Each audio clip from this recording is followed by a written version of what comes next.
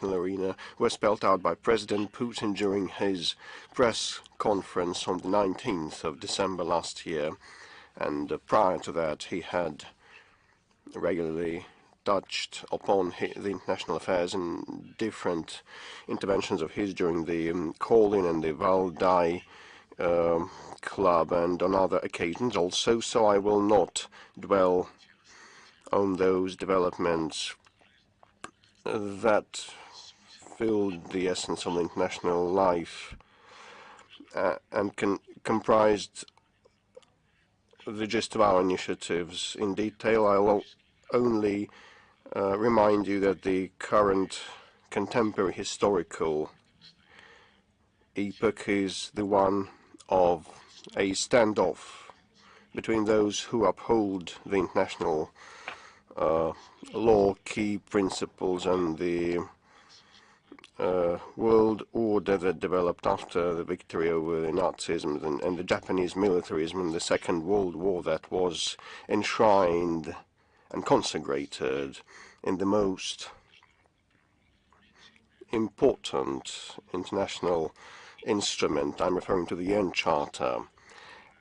And those, on the other pole, who are not satisfied with the Charter, and those who decided after the end of the Cold War that it was all over, the game was over, and the main rival in the face of the USSR in the social camp was oppressed forever, and then they decided they would be guided not by the UN Charter, but by the wishes that brew inside the so-called political West, made up of the US and their also Asian allies, Japan, Australia, New Zealand, and Korea. Those were called the political collective West. And having felt that they won in the Cold War, they decided that in the future there would be no need to have any coordination with a strong rival in the face of the USSR then existent, and they would decide on their own, and that would be a top-down system similar to that of the party system of the Soviet Union, a cascade of party committees from top to down. At that point of time, the PRC did not clock up considerable economic achievements in political and economic development that it has been enjoying at this stage. So the West faced no opposition then, but in the past years, and President Putin repeatedly touched upon that, convincingly describing the root causes of the start of the special military operation, on the true origins that compelled us to repel the attack, the war waged by the collective West against us, that had the objective of repressing the main competitor, the resurgent Russia. I will not enumerate those causes, but the main reason was to weaken Russia geopolitically with the help of creating right on our borders, not somewhere far away, but right on our borders, on the historically Russian territories that were developed by Russian czars and their servants, creation of direct military threats on that territory in order to curb and curtail our strategic potential, annihilating it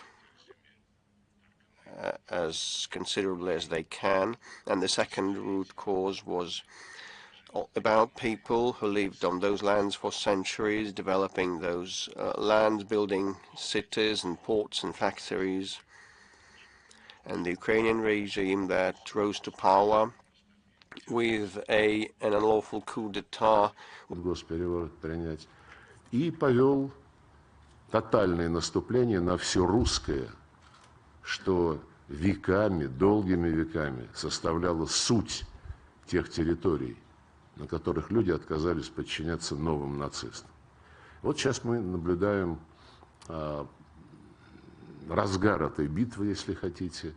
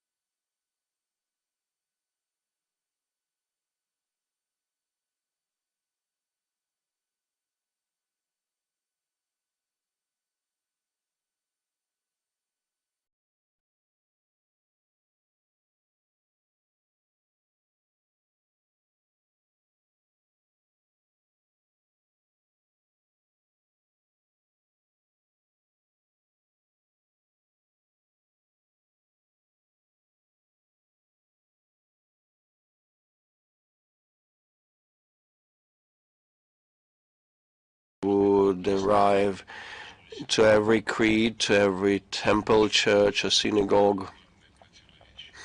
And this is the main contradiction as we see it. But actually the desire of theirs to proclaim themselves as the masters of everyone's destiny is driven by a great deal of inertia still today, and this is alarming for me and very surprising, because, you know, any sound politician should become aware that over the past 30 to 35 years, times have dramatically changed. And, you know, the opposition to the dictate of the West is now reinstated, not in the face of the USSR, but, you know, in the face of the new emerging economies and financial centers, China, India, ASEAN, the Arab world, the American and Caribbean community, new Russia with its allies, together with its Eurasian Economic Union, CIS and CSTO allies, including also BRICS and Shanghai Cooperation Organization. So all those powerhouse groups and economies in different regions belonging to the global majority of the global south. The new reality is already here, and there are in existence strong rivals and competitors who want to compete in sports and economy and other spheres, but the current elites of the West cannot overcome this inertia, and they are going downhill, trying to impede the path of their competitors everywhere. Like in the economy, the US proclaimed just recently a package, just today, a package of sanctions on microchips and AI, banning imports of those microchips to NATO and EU member states. So I have a firm belief that the United States needs no competitor in any field, starting with the energy, where they, in a headlong manner, give a go-ahead to perpetrate and pursue terrorist attacks that ruin the energy well-being of the European Union, and they prod their Ukrainian clients now to take out the Turkish stream as well. And the competition in the economy or rejection of competition and aggressive, unfair methods of repressing their competitors manifest themselves in the sanctions policies that became the basis of their international and foreign policy and affairs. They imposed sanctions against China and even against their own allies without the slightest hesitation. When they start thinking that someone else would produce something cheap and be more efficient and at international markets than the American manufacturers, and the sports is kind of a soap opera of how fair competitions are turned into catering to the needs of a country that proclaimed itself to be the winner. So if Mr. Trump, when he takes office, makes America even greater again, so we should have a close eye on the possible methods of President Trump to attain those goals. I would not like to take more of your time. We have outlined the main contradictions of today. I'm ready to take your questions and respond. Please, Ria Novosti. Ria News, you have the floor. Thank you very much. Christine Lola Rodriguez. I'm here, Minister Lavrov. I'm here on the first row. Minister Lavrov, I have two questions, if I may ask them. My first question is about your opening remarks. You mentioned the Yalta-Potsdam system, that it is existing, but we have to respect its key provisions. What can we do about the fact that the world actors confessed that they were not going to consider the system relevant? How can Russia keep them inside the system? This is my first question. And my second question, President of Serbia, Mr. Vučić, makes such statements which are interpreted by some experts as the ones that go in line with the US policy. How do these statements go in line with the special character of relations between Russia and Serbia? Speaking about the Yalta and Potsdam system, this system did not disappear. They say that this system is no longer viable, and political scholars say that we should find some other options given the new balance of power. No doubt, Yalta-Potsdam system was initially discussed and designed by writing the UN Charter. The states who fought Nazism did so, first and foremost the Soviet Union, the United Kingdom, the United States, and later, when the key fundamental principles of the post-war world order were agreed upon,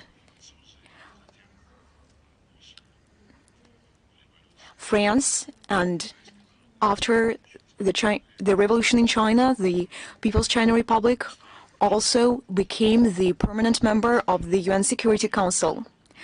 The Charter, and it is my strong belief, does not need any improvements. in terms of principles.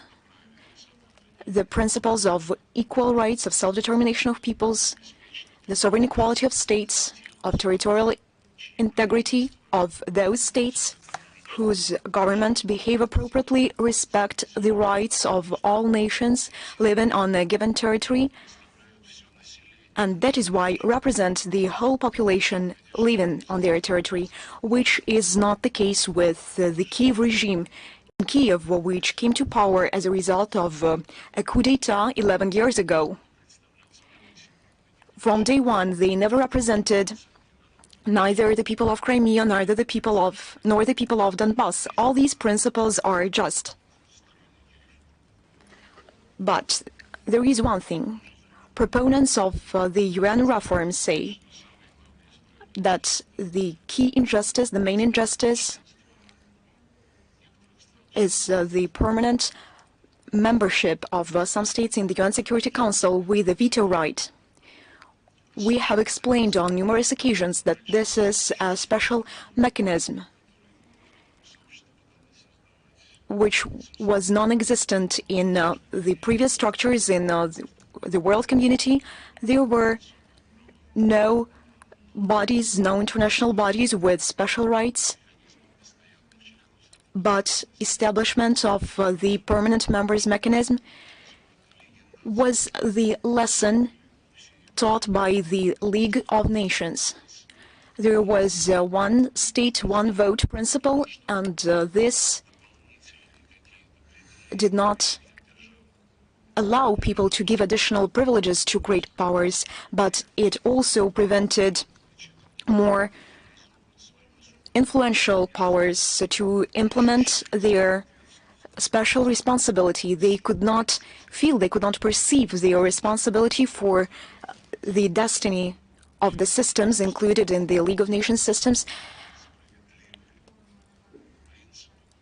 All other principles are absolutely just, and they should be implemented comprehensively, not selectively. Speaking about the UN Security Council reform, of course we need one, because those states who are especially responsible in world economy, in world finance, in world politics, and also in military scenarios, they are not represented in the UN Security Council. We have stated repeatedly that such states as India and China, I apologize, I mean India and Brazil, according to all criteria, they have deserved long ago permanent membership in the UN Security Council. And similar is also just about the African representation in the UN Security Council. On the other hand, the West is trying to disrupt this process by all possible means. They are trying to guarantee their dominance. And now, out of 15 permanent members, they have 6 representing the West, and the United States, among key candidates to the UN permanent presidentship, they name Germany and Japan. They have no independent voice in world policy. They are just blindly following the US political course. And when the United States oppress their interests directly, their voice is never heard, as it was the case with Chancellor Scholz when the gas pipelines were exploded. He just shied away from this question. He looked away from it. This is also the case of Japan, which is fully dependent on the United States. It is unfair. The West has 6 seats out of 15. We should increase the representation of the developing states. And together with this UN Security Council reform, we will make the West understand that it is no longer capable to impose on the whole world for many centuries its own rules, to pump out resources from Africa, Asia, and Latin America to live at the expense of others, and that we should seek the balance of interests. And we have a very good foundation for that. The International Legal Foundation of the Yalta-Potsdam System, International World Order, and the UN Charter. We should only implement it. They should understand that they can no longer rule the world. Speaking about Serbia, of course, we want our relations with Serbia to be based exclusively on the interests of the Russian and Serbian people, on the interests of our states. In the overwhelming majority of cases, we have convergent positions, and these relations have concrete agreements, have concrete projects, including in energy, approved by heads of states, approved by governments, approved by companies and enterprises. We have shared and joint production. I mean, the corporation Serbian. Что ни при каких обстоятельствах она не подлежит национализации. Поэтому, когда сейчас американцы, даже не американцы в целом, а вот эта администрация Байдена, у демократов есть такие манеры в политике в американской, напоследок нагадить.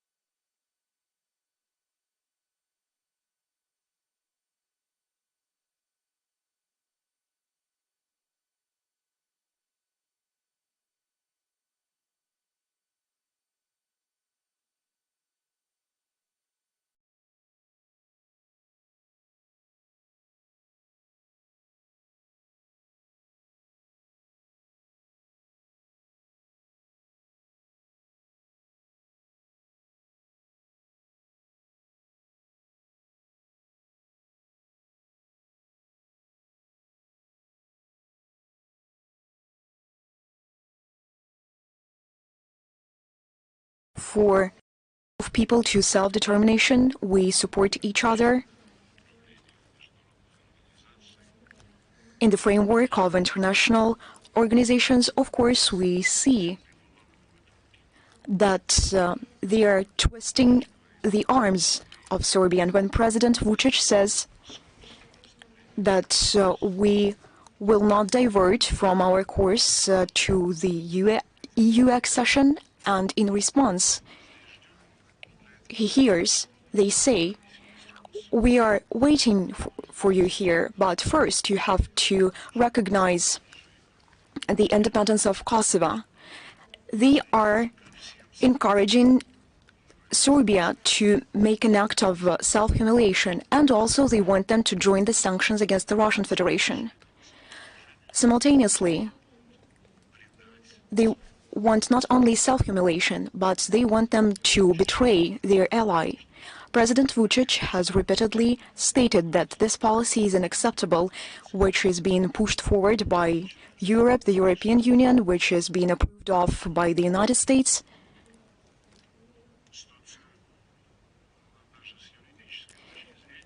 Even from the legal point of view,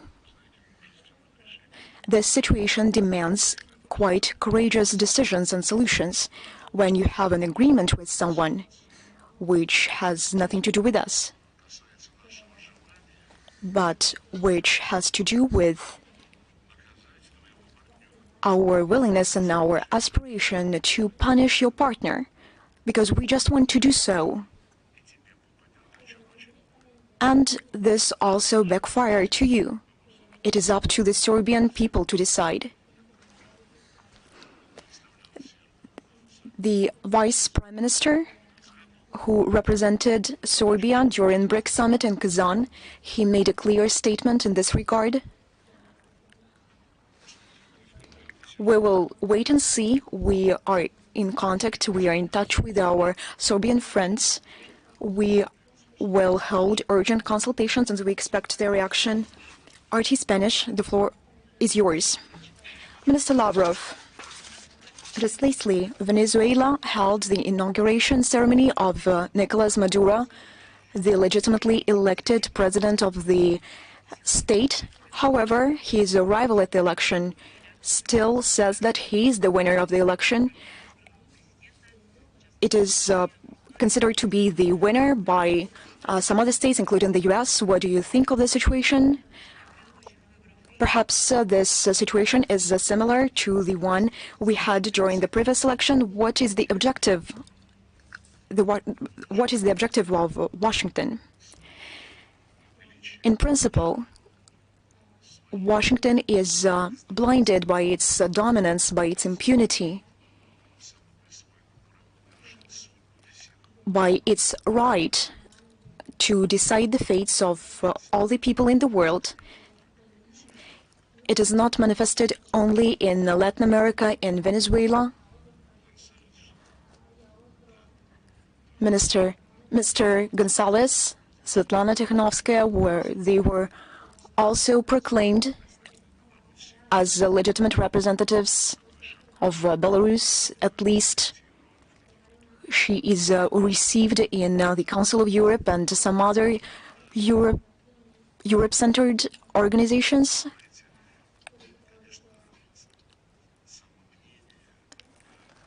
This is what they think of themselves, and this means that they despise the whole world. This is a shameless statement. When we say democracy, this means only one thing. I will do what I want. Like Blinken put it, those who do not listen to us, they won't be invited to the democratic table. They will be on the menu. This is the clear manifestation of what they are doing. And they believe that they are entitled to decide the outcomes, the results of the election. Well, a state has a right. It's not an obligation. Those who are OSCE members, they can invite international observers. It is not a necessary thing to do from this Human Rights Bureau. They can invite it.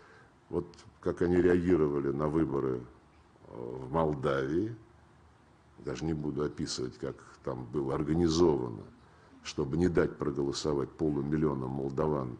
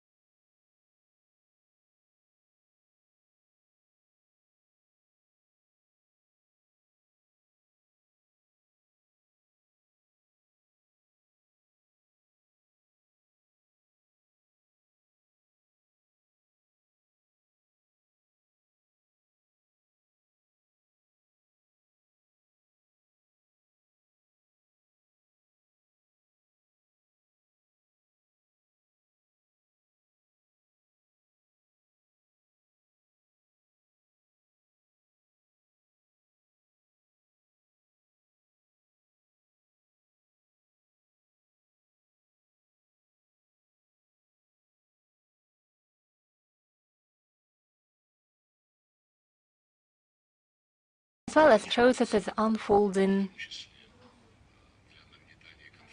in particular in order to incite confrontation and hostility in international affairs. Something our colleagues and our neighbors from the NATO are doing, led by the United States. They are always willing to drive a wedge between us and to seed hostilities, be it in South China Sea or be it as they formulated now in the Indo-Pacific region, including also in the Middle East, everywhere. The US have hundreds and hundreds of military bases everywhere, so it wouldn't take a lot of effort to incite a dispute, but we can see their schemes everywhere.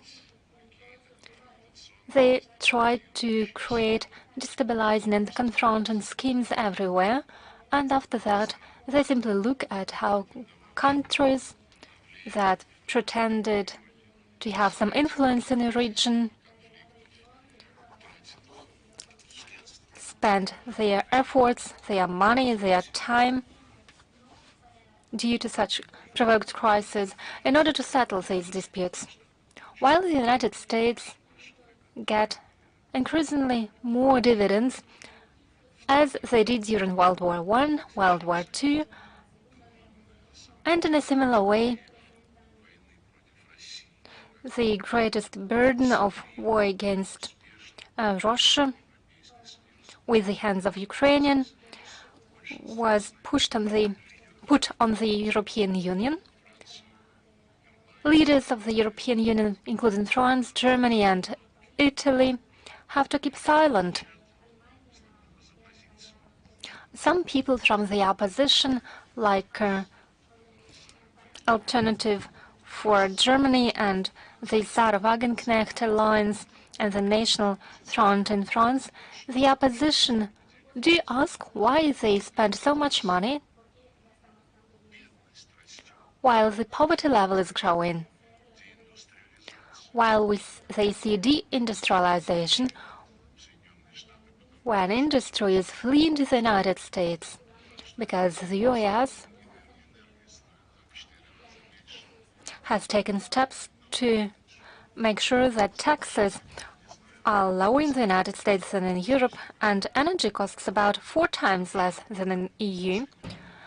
Well, I don't know, in California, the damage is estimated at 250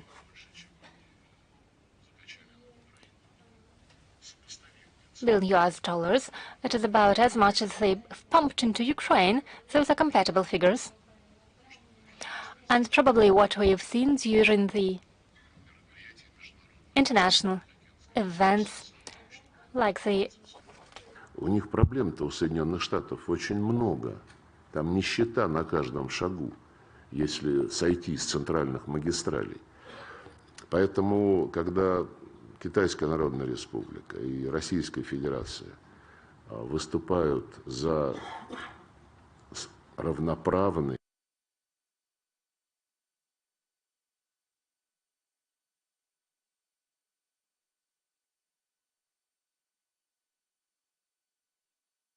честный диалог с Соединенными Штатами, это означает прежде всего то, что мы отстаиваем принципы международного общения, закрепленные в уставе ООН после того, как закончилась Вторая мировая война разгромом германского фашизма в Европе и разгромом японского милитаризма на Дальнем Востоке.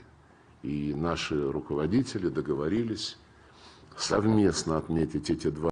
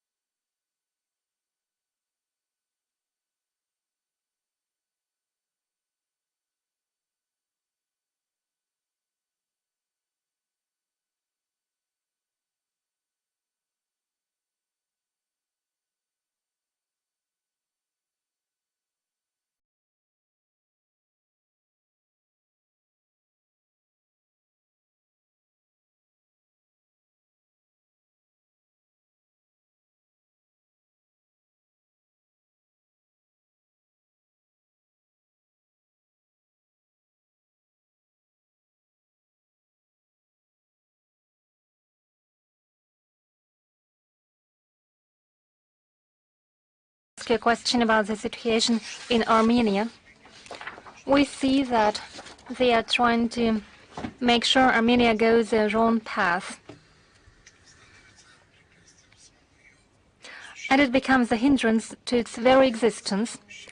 It is being done to the detriment of centuries-long Russia-Armenia relations and in the interest of Europe. We all know that Armenia has blocked its participation in the CSTO, and we also know that Armenian authorities ignore a number of events held on the Russian platform. At the same time, a short time ago, just recently, Armenian authorities started dragging Armenia into the European Union. It announced a referendum on the membership in the EU, and today we learned that Armenia is going to sign a document on strategic partnership with the United States. All of this is happening against the backdrop of real threats coming from our neighbors. It's happening against the backdrop of a growing likelihood of a new war. How does Moscow see the situation in Armenia, and what's your assessment of the developments? And a second question, if I may, regarding the 80th anniversary of the great victory that you have just mentioned. It is a great victory, it is a shared victory. The contribution of the Soviet people, including the Armenian people, to this victory was quite significant, as we know it. Would you agree that this victory and the memory of this victory is one of the foundations on which the strategic alliance between Armenia and Russia should base itself? The autonomous non-profit Eurasia organization, I'm a member of this organization, is very active. It has been very active over these 7 months in the Eurasian space. We are actively promoting the preservation of historical memory. We try to uphold traditional values. And I can say for sure that there is a broad interest for this initiative coming from our young people. In October, we held a large-scale event in Yerevan. It was attended by more than 1,000 Armenian students. Not only did we celebrate the holiday, but we also paid tribute to the victory in World War II. We laid flowers to the eternal flame. Thank you. While answering to your second question, it is something sacred for all peoples, primarily of the Soviet Union. They faced attempts of genocide on the part of Hitler occupants, but it is also sacred for all of those who are fought as part of the army or partisan units of the countries and partisan movements, those who tried to uphold the truth, those who fought against Hitler army. In many countries, Nazi collaborators tried to commit attacks against those people. We never forget it. These parallels are obvious. Napoleon seized Europe and used it in order to go and win Russia. And the same happened with the Hitler Germany, when dozens of countries, occupied countries, countries that were occupied by the Germans, sent their militaries in order to destroy the Soviet Union. And by the way, when Biden made his recent statement on the foreign policy, he said proudly, they have managed to strengthen the NATO and the allies. He said 50 countries were recruited in order to help Ukraine, as he said, but in reality they fight against Russia. So history repeats itself. Everywhere there are elements of superiority. The sense of superiority,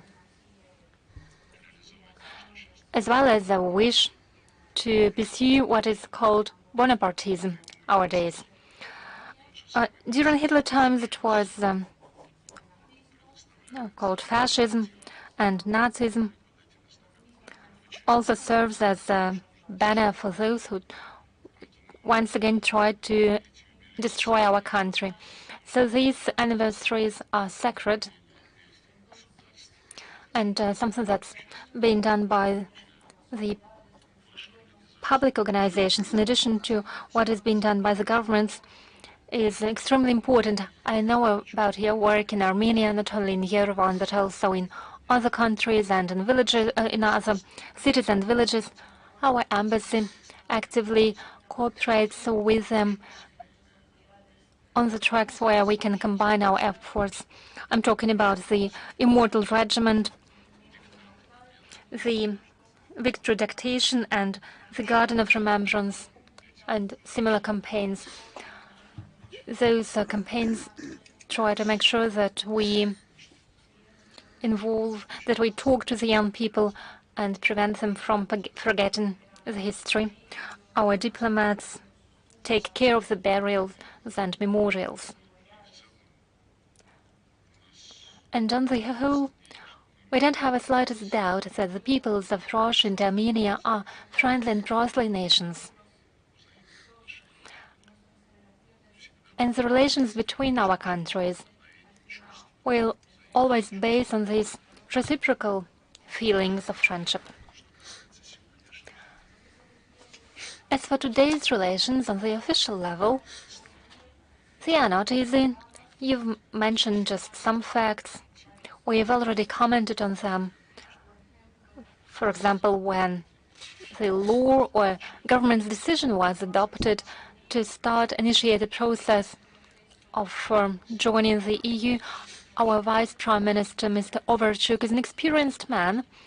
He's been dealing with the Eurasian Economic Union and its enlargement, its development for a long time. And he said it frankly that those things are incompatible. Those are two different FTAs, two different systems.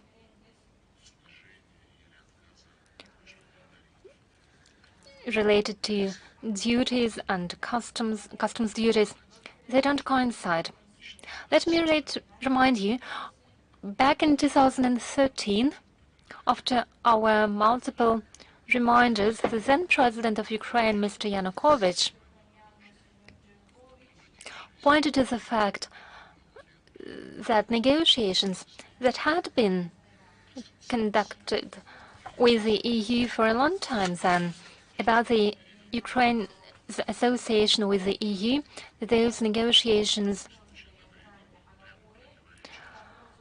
implied that some parameters are to be adopted, and if they are adopted, there will be in direct contradiction with the CIS standards. And by the way, Ukraine enjoyed these rules as member of the Community of Independent States. They were close to zero. With the EU, in trade with the EU, Ukraine had significant trade barriers with the EU. The duties were relatively high. When we were joining the WTO, we traded significant elements in order to protect our services.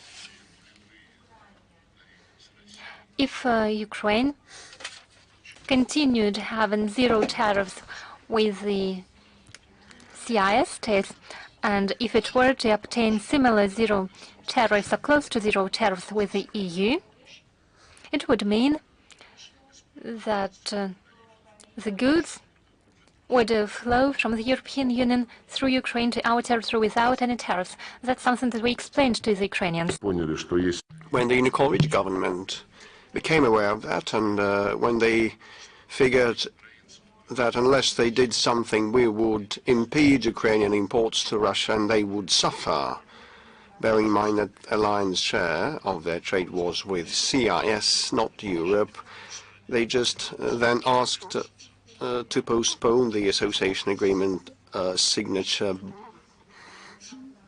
by several months to think it over.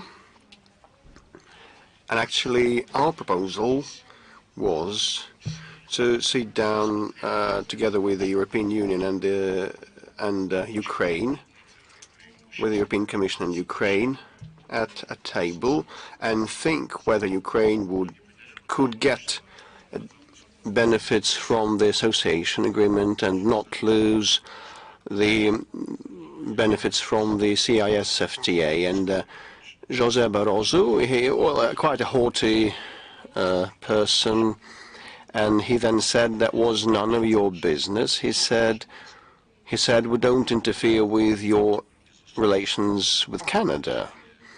So anyway, coming back to Armenia, the decision of the legitimate Armenian leadership to start accession to any international group where they are wanted is their sovereign decision, but, weighing up all the pros and cons also would be the responsibility. Экономическим блоком. Вы упомянули, что Армения заблокировала участие в ОДКБ. Они просто не участвуют в мероприятиях, но справедливости ради они официально.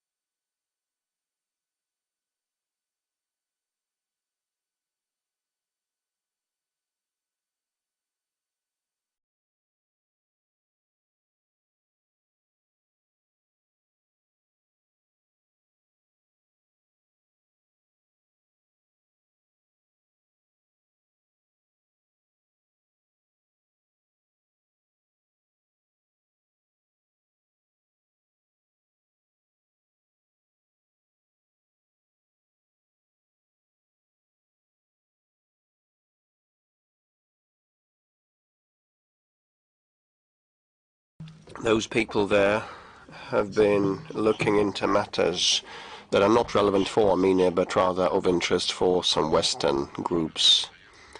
Yesterday, Ararat Mirzayan signed an agreement with Secretary Blinken on strategic partnership. Well, this, after all, again, is a sovereign decision by two states. So it doesn't matter, well, not the fact or the title matters, but, the consequences. We also had the term strategic partnership in titles of many agreements with Western countries, but, proclaiming such strategic partnership, we never required this or that participant to act against a third party. In peaceful times, well, I'm not speaking about the Great Patriotic War, which is quite a different thing, but in the after-war epoch, no agreement ever spelled out that once we are strategic partners, you should join sanctions. And probably they would demand Armenia to do so, but dialogue continues with Armenia. Mr. Mirzayan has been invited to Russia, and he has accepted the invitation. We expect him to come shortly. Sky News.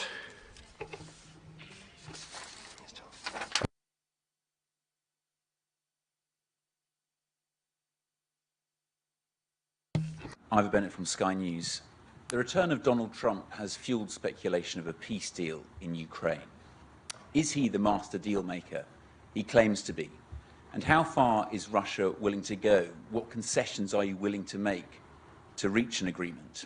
And my second question, if I may, is what's your reaction to Donald Trump's recent refusal to rule out using military force to acquire Greenland? If that were to happen, how would Russia react? And can you rule out using military action in the Arctic? Насчет Гренландии, Панамского канала. With respect to Greenland and the Panama Canal, there are some specific initiatives in place that will be launched right after he takes office. Well, some of the initiatives to start negotiations with Denmark to purchase Greenland. At the same time, we hear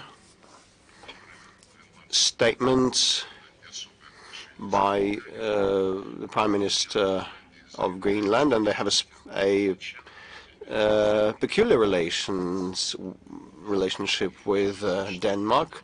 So he said that they don't want to be Danish or American, they want to be Greenlandish.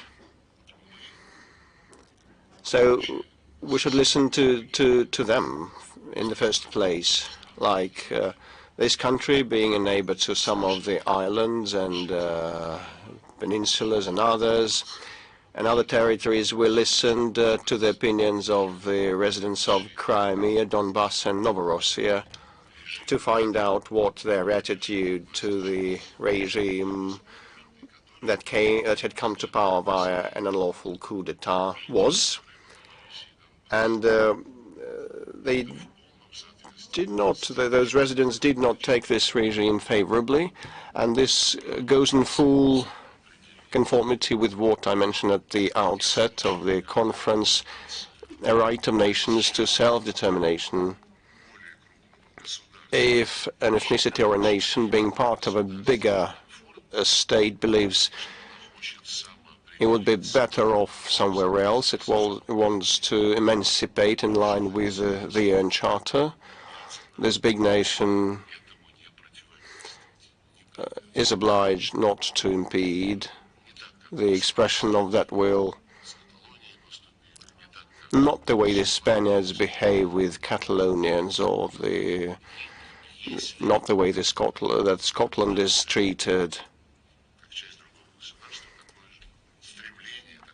If a smaller nation or an ethnicity expresses its determination to use this right, and the international law, as spelled out in the UN Charter and the UNGA Declaration, means and says that all should respect territorial integrity of nations whose governments fully represent all. Гренландия считает, что Копенгаген не представляет его интересы его населения, то, наверное, право на самоопределение вступает в действие. Точно так же, как ведь право на самоопределение – это была международно-правовой основой процесса деколонизации в 60-е, 70-е.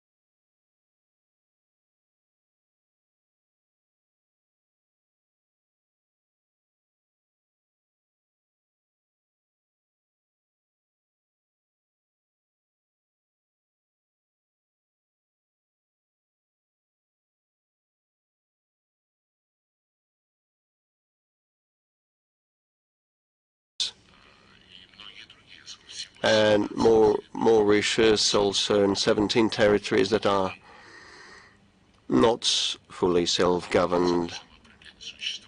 Still, the right of nations to emancipate, to self-determine is existent. It is the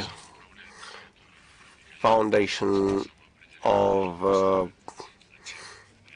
the decision to finalize this process of decolonization, and inter alia, this right is pertinent of the decisions by the Crimean residents and the residents of Donbass in favor of self-determination back in 2014 and 2022, similarly to the African peoples that did not believe that the colonizers represented them. Now the Crimeans, the Donbass residents and the Novorossiya residents could not perceive the Nazis that came to power through a coup d'etat to represent them and cater to their interests and needs. So them Nazis, having seized power, proclaimed that they would eradicate the status of the Russian language in Ukraine, and they did so, and they banned laws, and they enacted laws banning the Russian language long before the special operation started. In the West, everybody is obsessed with the human rights, and no one said a word there then and now. Well, you know, human rights are reflected in Article 1 of the UN Charter. Well, everybody must respect human rights, respect to race, gender, creed, or ethnicity. So the canonic Orthodox Church in Ukraine is banned, and the language is banned in Ukraine, the Russian language is banned in Ukraine, and no one pays heed, although the West is so particular about the human rights, using every pretext to tout them. And, you know, in this case, day-to-day life of those people in Donbass was distorted and ruined, and everybody kept silent on that. So when President Trump, when he becomes president and takes office, comes up with his clear position on Ukrainian matters, we definitely will study and entertain that. And what is being said currently is being said in the run-up to the inauguration and major things. So as Donald Trump has himself said, he should first take office and become the lodger of the Oval Office. So all those things described in recent years have several aspects. Well, the fact that the real situation on the ground is now mentioned more frequently is commendable. And at the same time, Mr. Waltz, who, as I gather, will be the national security advisor in the future administration, and President Trump, in a big interview, mentioned also that they mentioned the root causes of the conflict in the respect that dragging the Kiev regime into NATO, despite the accords reached by the USSR and the United States in the past and later during the OSCE talks, where it was decided on top level by consensus, including presidents like President Obama in 2010. So that consensus decision spelled out not a single country or organization on the OSCE space aspires for domination, and no country will strengthen its security at the expense of someone else's security. And NATO has been doing what it promised not to do, exactly. And now Trump has voiced that openly. For the first time ever, a frank concession followed from the mouth of a Western leader that NATO members were lying when they signed documents and instruments with the USSR and later on the OSCE level.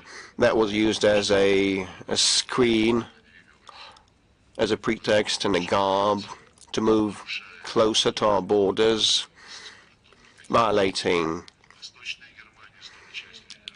the agreements and on the terms of East Germany becoming part of West Germany, and NATO moved their infrastructure, military infrastructure, to our borders, and they planned military bases in Crimea and on the Azov Sea. We all know that, and at the end of the day, finally and eventually, after 2 years,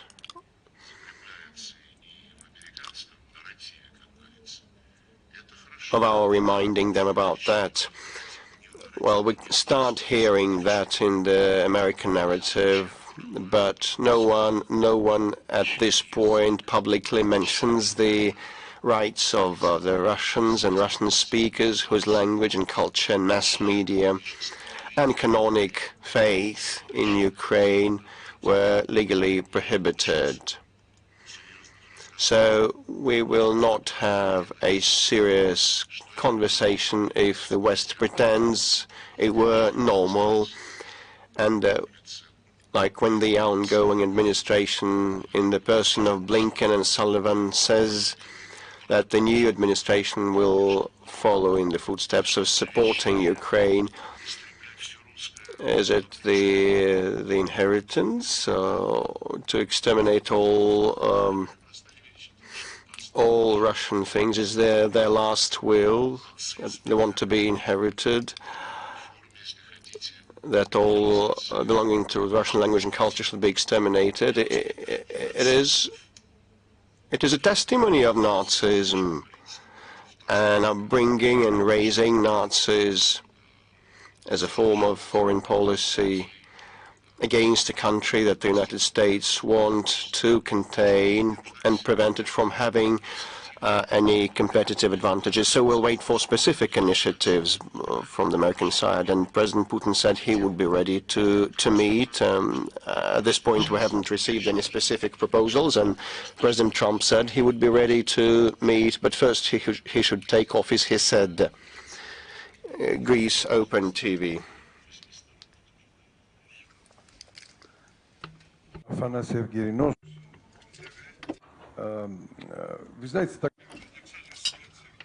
You know, there is a paradox in Europe. Many millions of people in Europe. And I believe that in some states like mine, in Greece, in Cyprus, the overwhelming majority of people disagree with the policy pursued by our governments. The people strongly disagree with any kind of military escalation unleashed by anyone. Unfortunately, there is a paradox. With our own people,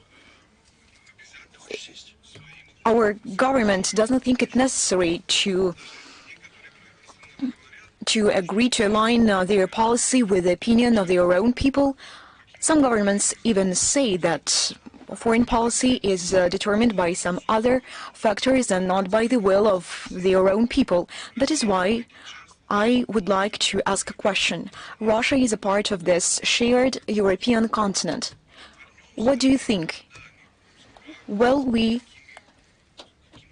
ever be back on a normal track on our shared European continent? And one more detail. You are the most experienced diplomat in the world.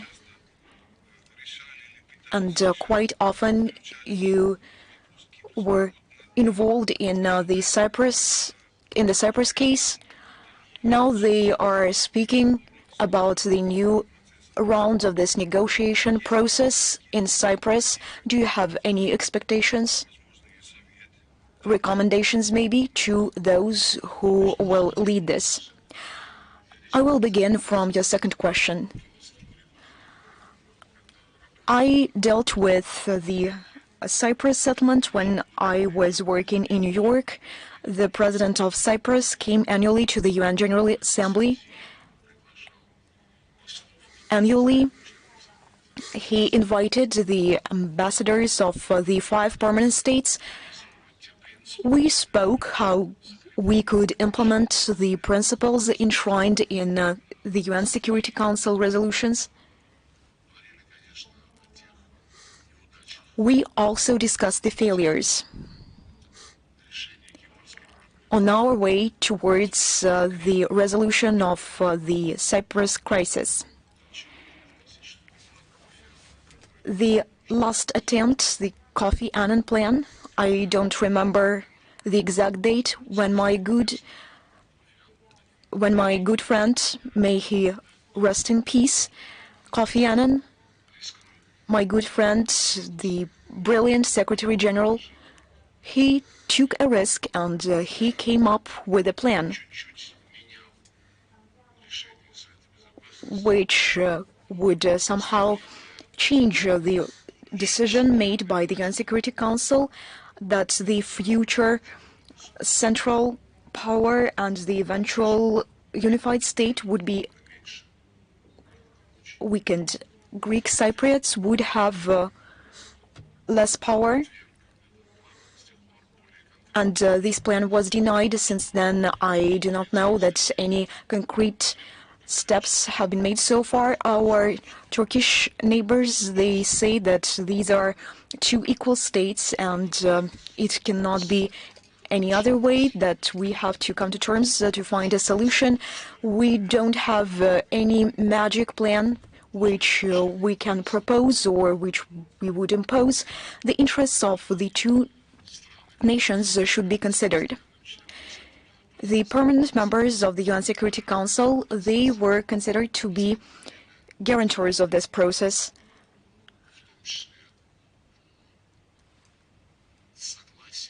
But with the consent of Nicosia, this group of 5 doesn't come together to negotiate. The authorities of Cyprus, as far as I can suggest, with the United States. We want only one thing. We want the people of Cyprus to live the life they want in the north and in the south. Many Russian citizens live in the south of Cyprus, and more than 10,000 Russian citizens live in the north of Cyprus. We don't have the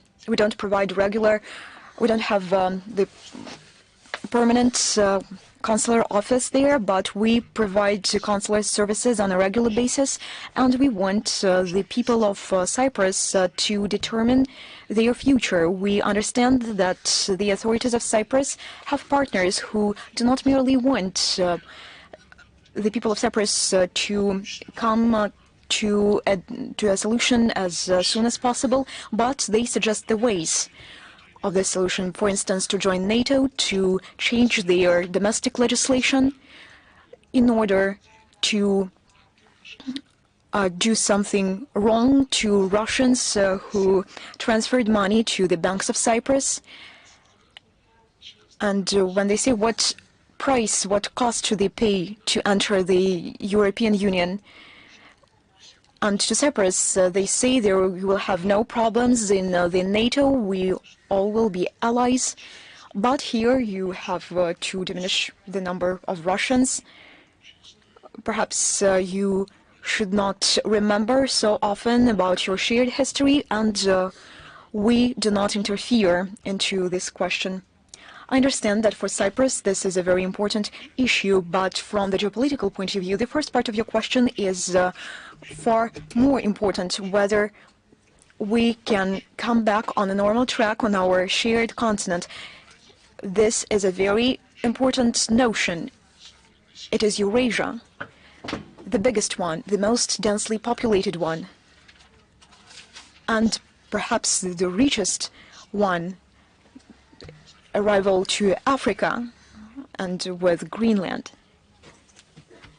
in terms of natural resources. But this is a continent where, with no unified structure, unified body for the whole continent. In Latin America there is CELAC, in Africa there is an African Union, along with many sub-regional organizations and structures in Latin America and in Africa. Of course, they are in place, but there is one organization for the whole continent. And here in Eurasia, we only have a sub-regional body. Крыши, что ли, такой, которая бы все сводила вместе, там не существует. А, наверное, было бы неплохо попытаться это сделать. Вы сказали, возможно ли вернуться к нормальным отношениям.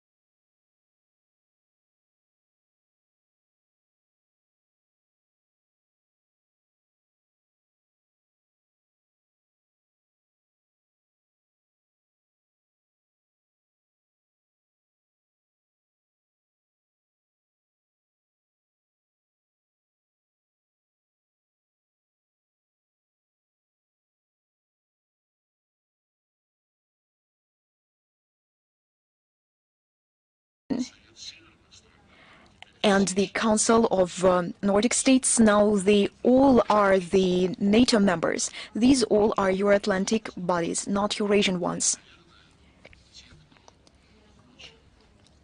And perhaps those who want to take control of Europe,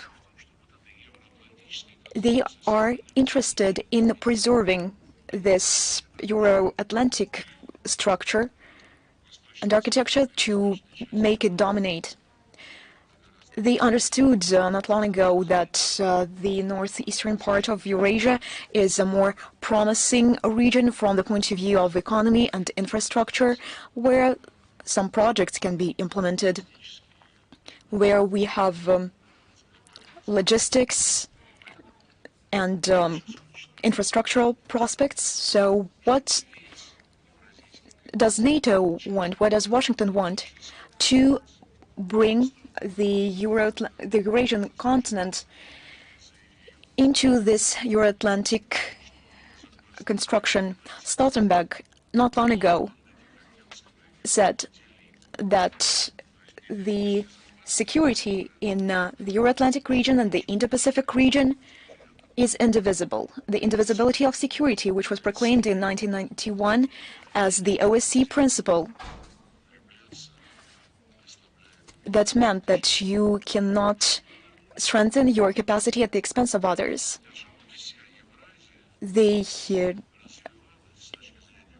Now they treat this differently. They want Eurasia to develop in line with Euro-Atlantic parameters. The Indo-Pacific region, they have AUKUS there. They have the Group of Four, Japan, Korea, Australia, New Zealand. They have Quad with the participation of India. The Quad, Americans want to make it political and military organization, and our Indian friends understand this perfectly well. Also, they have the arms, they have the military capacity of Taiwan. Attempts to involve the Philippines not into the activities of ASEAN, but into the efforts taken by these bloc constructions led by the United States. If we speak about the Taiwan Strait, everyone says Europeans, Americans, British, that they respect the position of one China, the People's China Republic, but they add, we adhere to this position, but no one should change the status quo. And what is the status quo? Independent Taiwan. It is obvious. And the People's China Republic, on numerous occasions, points out to everyone who comes from the United States on a regular basis to Taiwan that this is an unacceptable thing to do. Likewise, it is unacceptable to receive delegations from Taiwan when they travel around the world. President Putin, speaking right here on June the 14th, besides our position on Ukrainian settlement that I have already mentioned, we need to resolve the NATO issue once and forever, and to restore the rights of the Russian people, the right for their religion, for the language, which were exterminated. In this very hall, he spoke about the need to build the Eurasian architecture. The Eurasian architecture, which will be just like the African Union, CELAC, which will be open for all countries on the continent.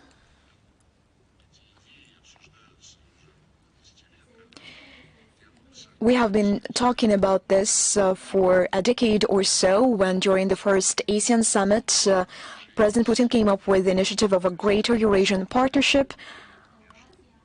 Some agreements are already in place with the Shanghai Cooperation Organization, Eurasian Economic Union, with ASEAN as well, and now we are working with the Gulf Cooperation Council.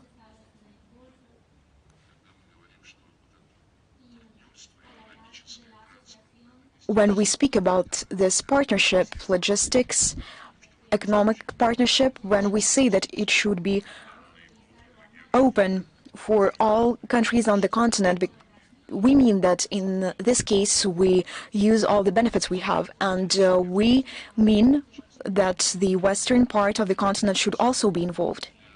and somehow and sometimes they demonstrate their interest in doing so to promote the idea of the Greater Eurasian Partnership.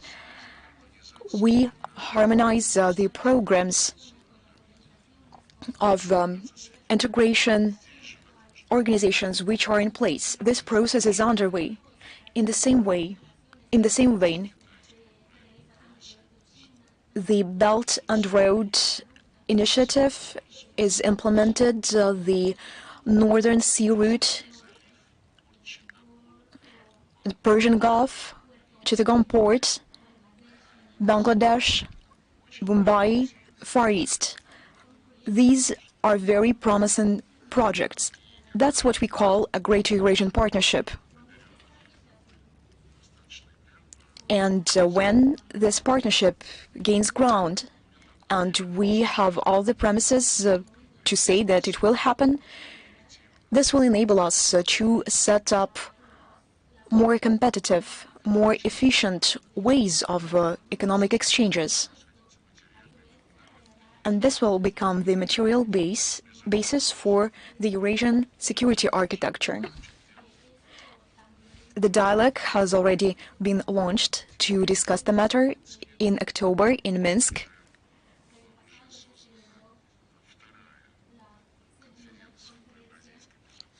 We participated at the second Eurasian Security Conference.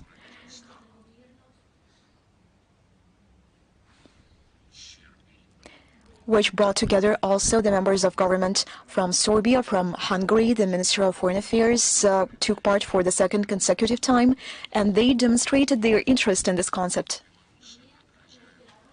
Belarusians, as the hosts of this conference, now they are trying to do everything needed to make this conference a regular event. We supported their initiative to elaborate before the next session of this Eurasian Security Conference a draft of the Eurasian Charter for Diversity and Multipolarity in the 21st century.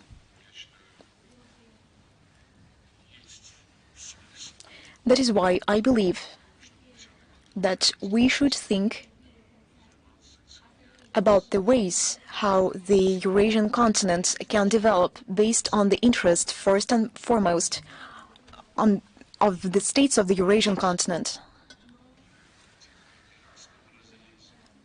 not from the point of view of the Euro-Atlantic,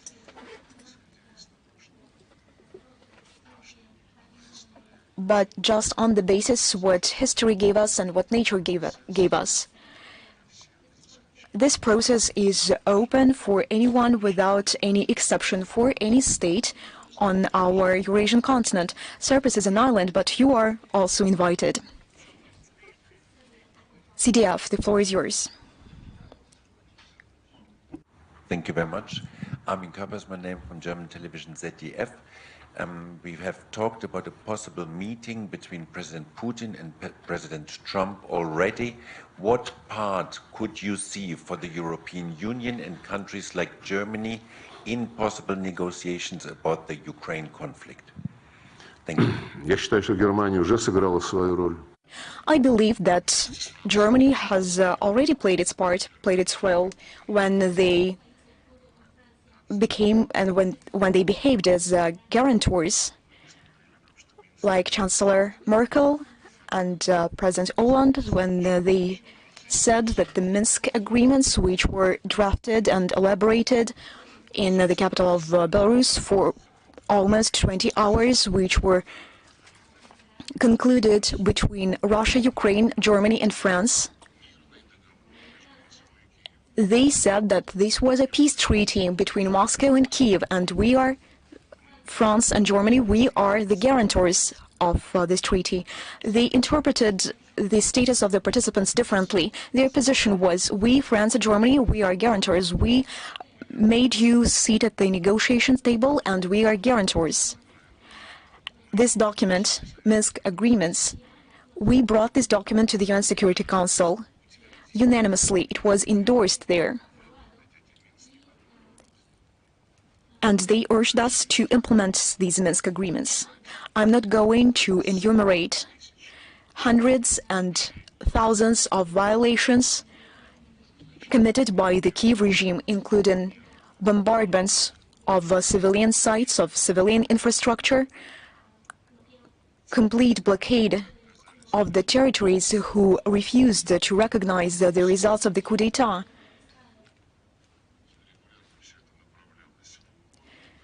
We submitted all these facts to the United Nations, to the OSCE on a regular basis, and France and Germany responded to us. We told them, you are guarantors, stop this, just stop this. Last year, Angela Merkel, when she retired, she said no one was going to implement these agreements. Neither them nor France nor the then Poroshenko president who signed the documents back at the time. They simply wanted to win a couple of years in order to better prepare Ukraine for a war. Well, we've already spoken about the Yalta and Potsdam system enshrined in the UN Charter. According to the UN Charter, UN Security Council decisions are necessary for implementation for everyone, and Chancellor Merkel said she didn't want to be guided by these provisions. Although she was one of the parties to this document. And to this document, a four-lateral declaration between Russia, Ukraine, France and Germany was attached. And this declaration spoke about a common space between Lisbon and Vladivostok, about our plans to build it, that France and Germany would help Donbass. Ничего не сделали вообще. Что помогут снять блокаду, и тоже ничего не сделали. Что будут решать, организуют переговоры по решению вопросов транспортировки газа, помогать России и Украине в этой области. Ничего не сделали.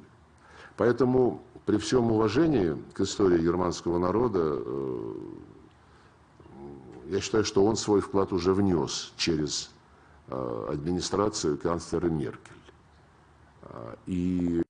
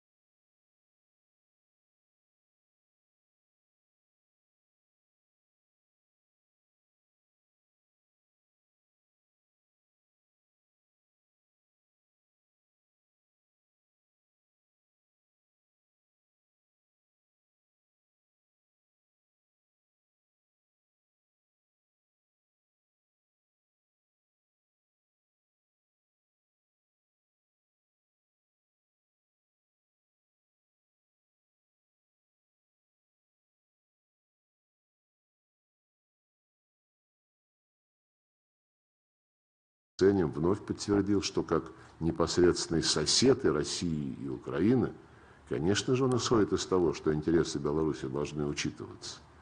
И в целом растет понимание. Вот почему появилась такая широкая поддержка, такой широкий интерес к разговорам о телефонном звонке, а затем и о встрече между президентами России и США.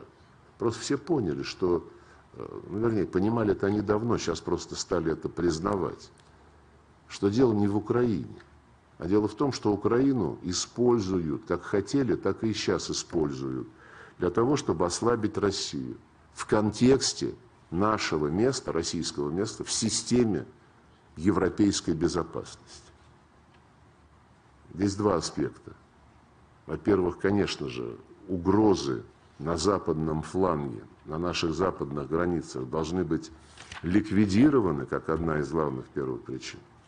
Ликвидированы они могут быть, наверное, только в контексте каких-то более широких договоренностей. Мы готовы обсуждать гарантии безопасности той же стране, которая сейчас называется Украина, или части этой страны, которая пока еще никак не самоопределилась, в отличие от Крыма, Донбасса и Новороссии.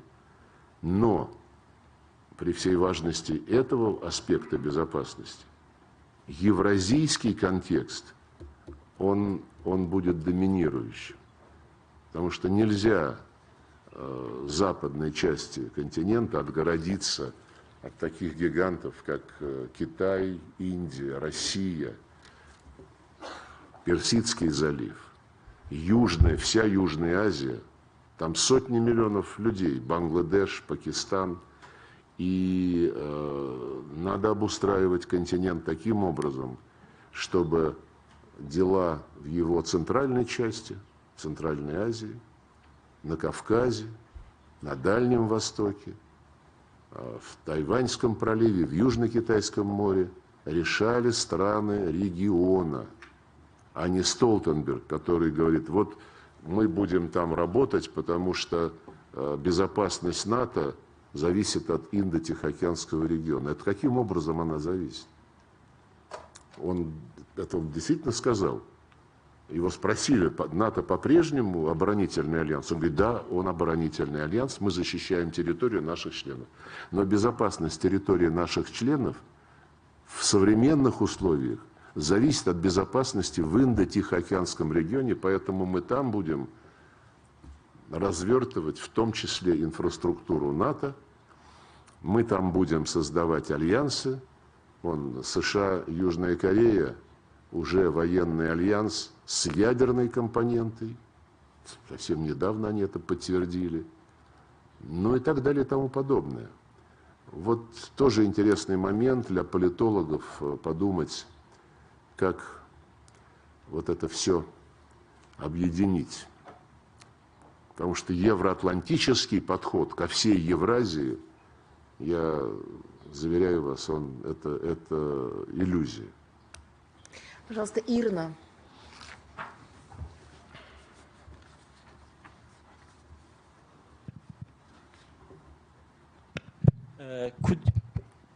Could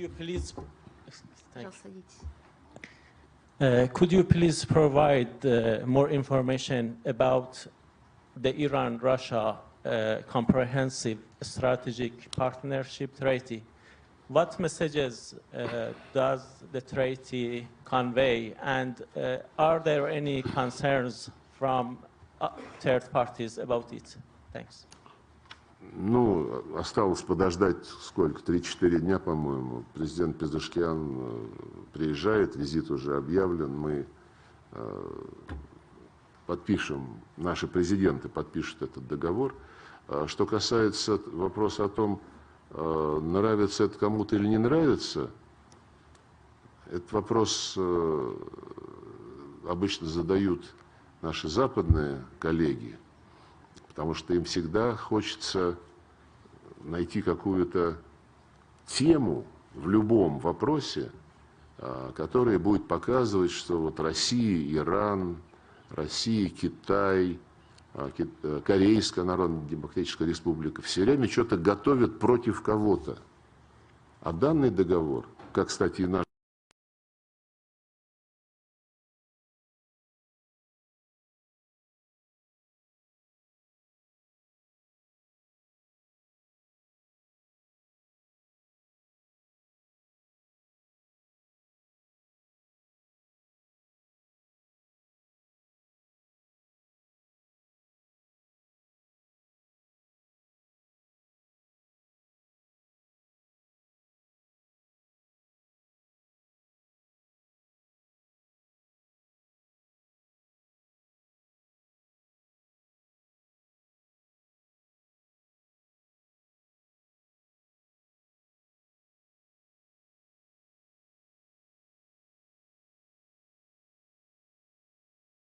that Russia is contributing to the development of multipolar world order.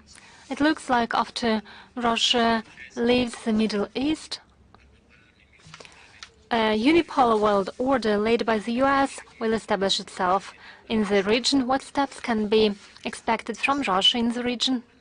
Particularly bearing in mind that the population respects Russia very much and is expecting Russia to play a role.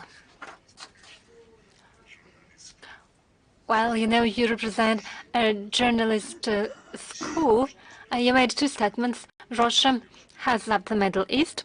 It is something you don't assume needs any discussion. Then you say everything is ruled by the US, and then you ask what should be done. I would disagree with both statements. We are not leaving the Middle East. Yes, certain events have taken place in Syria. President has commented on them, as well as some of our representatives. And largely these events happened due to the fact that in the past years, in the past decade, starting from the moment when, upon request of the president of the Syrian Arab Republic, we sent our troops over there, and after we created the Astana format with Turkey and Iran, in which a number of Arab countries were involved. Over that period, there has been a slowing down of a political process. And probably there was a temptation not to change anything. We thought it was wrong, and we tried to push the Syrian leadership to making sure that the Constitution Committee that was established upon the Russian initiative back in 2019 at a special conference dedicated to, between the Syrian parties in Sochi, to make sure this Constitutional Committee that became inactive after 2 or 3 meetings to resume its work. However, the leadership in Damascus was not particularly eager, let me put it this way, to make sure it is operational and reaches an agreement. And only one agreement was possible, that is to separate powers, to share powers with the opposition. Obviously not with terrorists. So time was lost, and in parallel social problems exacerbated. The sanctions imposed by the US stifled the economy. The eastern part, that is particularly rich in resources in oil, with fruitful soils, remain occupied by the US, and the situation is used in order to incite separatist sentiments in the northeast of Syria. We proposed our colleagues from the Kurdish organizations to help build bridges with the central power, but they were not particularly eager to do so. They thought Americans would stay there forever, and they would create their quasi-state there. We tried to persuade them that Iraq and Turkey would never allow a Kurdish state to be built. But it so happened that the Kurdish issue could explode the entire region. We wanted to make sure that Kurdish interests are ensured in the best way in Syria and Iran and in Turkey, obviously. So Damascus was not full of enthusiasm for negotiations. Kurds weren't either. Different platforms mentioned by the UN Security Council as immediate participants of the settlement prospects, such as the Moscow platform, the Cairo problem, a platform that was based in Istanbul. And in between of them, among them, there were only few contacts. And as a result, there was a vacuum. And in the vacuum, an explosion took place. We have to accept the realities. Our embassy hasn't moved away from Damascus. They have daily contacts routine contacts, and we want to be useful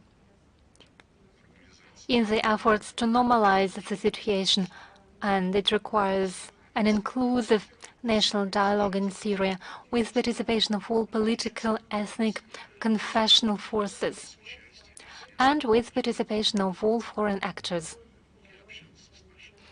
I've had contacts with our colleagues from Turkey, from the Gulf countries. They've just held a second meeting after Jordan in Saudi Arabia with participation of Arabs, Turkey, and some Western countries.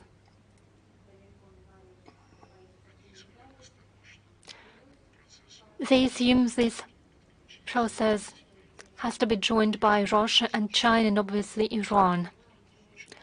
If someone is really willing to initiate a lasting process aimed at a real result instead of settling scores again with their competitors and rivals on the Syrian territory. So we are open for a conversation. The Astana format can play its role.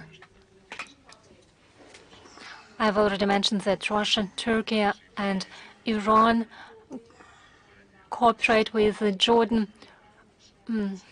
Iraq, Saudi Arabia, Qatar, and other countries show interest. When we held the meeting in Doha on the 7th of December, Pedersen said we have to urgently convene an international conference with participation of all Syrians and all foreign actors. So we are looking forward to it. Reuters. Good afternoon, Mr. Lavrov. Next Monday, Donald Trump will be inaugurated as the 46th President of the United States. What are your expectations from the incoming administration, and what are your expectations in terms of Russia-US relations? Thank you. Well, it is our expectation that a new team will formulate its approach to international affairs. I do understand that President Trump has a will to do so, has mentioned it publicly. But we equally understand that the future president has an enormous responsibility for the state of affairs in his own country, taking into account the situation that he has inherited, in particular in Los Angeles and in California. It is a catastrophe what's happening with the people over there. President Trump also announced that settling the situation with migrants would be a priority. He has already announced a set of measures. Again, he has first to move into the office. For the time being, all his explanations, all his considerations don't have a practical value. So let's wait until the new administration has formulated its official attitudes. Americans are looking forward to it. They have many problems left behind by Biden, and obviously those interested in a constructive role of the United States on the international arena on various crisis situations are looking forward to it. Pakistani television, please.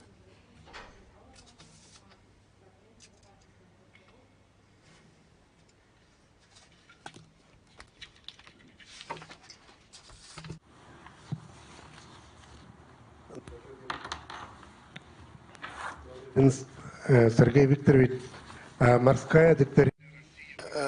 Mr. Minister, the maritime doctrine of Russia believes that the Indian Ocean is a strategic area for it. How can Pakistan capitalize on its relations with SCO and BRICS countries? And where does this doctrine of Russia stand in?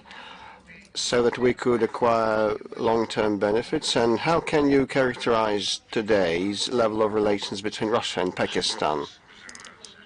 Well, I believe that we have been improving and enhancing our relations.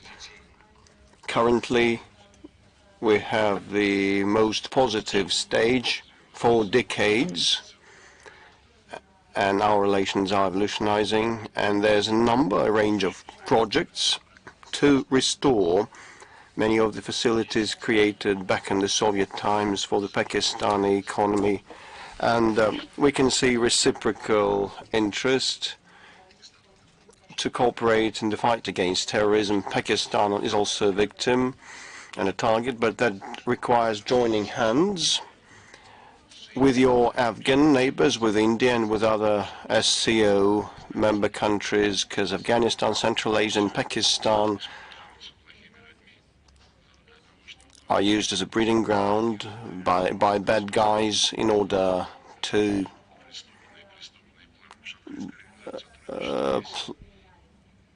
make and execute their malign and unlawful designs. The SCO has the anti-terrorist structure that works well and helps exchange information. And actually, the financing of terrorism is closely linked with drug trafficking and other organized crime. So for a number of years, we've been promoting an overture to establish a single center to fight new threats, including human trafficking, drug trafficking, terrorism, and other scourges. And in this, I hope this year we'll be able to execute that, to implement that, and bring it into life. And I hope that all the organizational steps are important. But what is more important is to strengthen and build confidence inside SCO and within the Afghan format, the current Afghan format, Russia, China, Pakistan and Iran. We are certain that engaging India would be a right thing to do. So generally SCO and the Afghan format and the Moscow format would be additional frameworks where India, Pakistan and China would have more opportunities to communicate, to be able to better understand each other, to ask disturbing questions and get and analyze answers. And we would be lending a helping hand. We would do our best to help. This is in the interests of us and the SCO and the region by and large. So I can see it is the Vietnamese news outlet, information agency.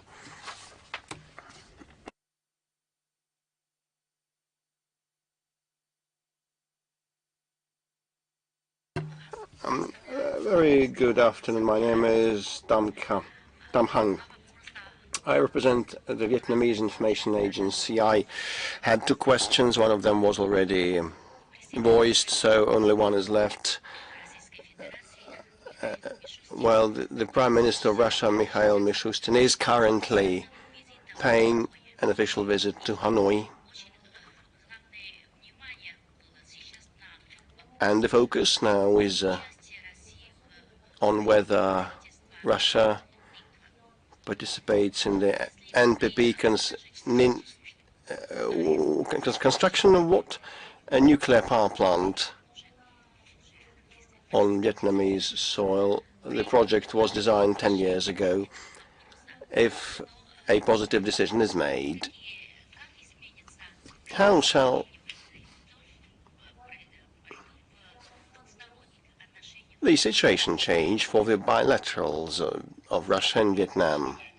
Well, the main change in the bilaterals would be a positive decision on the NPP construction.